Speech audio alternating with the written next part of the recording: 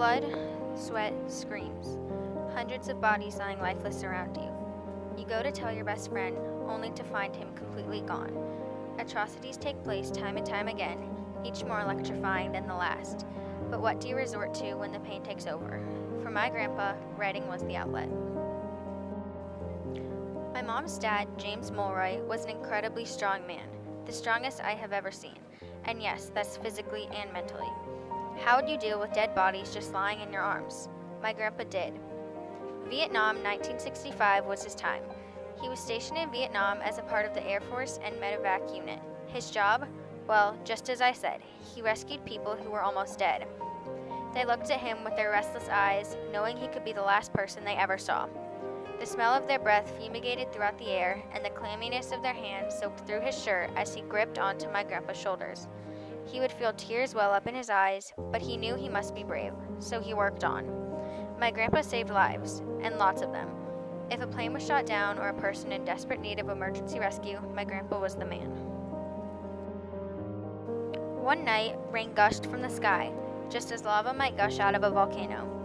He speaks of the evening's possibilities. He is on standby for an attack and rescue mission, and he writes that a flight observer aircraft crashed somewhere in the mountains, and they are not sure if Americans were aboard the flight.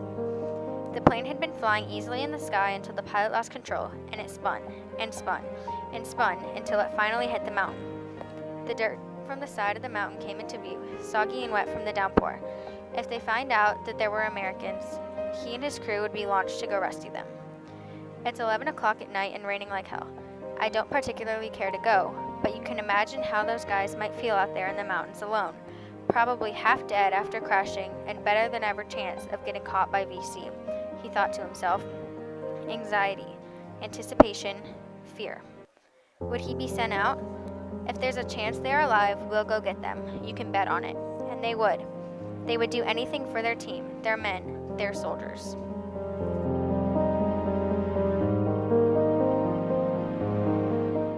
This, well, it would be normal occurrence for those in the war. It may seem crazy to us in our safe public schools and Powell bubble, but this is what my grandpa faced.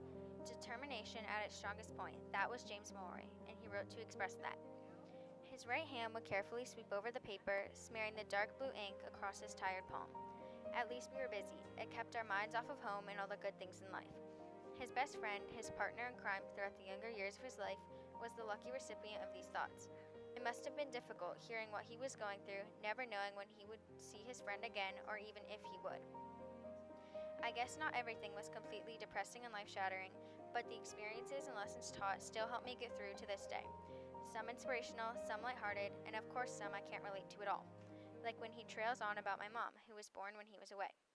Mary and the baby are getting along just fine, he would write. I get pictures of my little Sharon Kay, and she's a real doll. But I suppose that's a completely different story. My grandpa was a strong man. I'll tell you over and over again because I can't reiterate it enough. Stronger than strong times a million, that's my grandpa. What he did, well, it wasn't easy, as I'm sure you figured out. He fought, he sacrificed, he won. James Patrick Mulroy, June 27, 1940, an outstanding father, indescribable grandpa, and heroic soldier.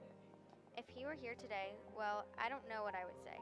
Would I tell him about my life, my school, my sports, or would I simply conjure up a thank you? Would we sit at his desk playing Cookie Monster computer games like the old days? I guess there's no way to tell for sure, but here's what I do know. Pride is defined as deep pleasure or satisfaction from another's achievements, but I think it can reach us all on a much higher level. Writing was his outlet, that you already know.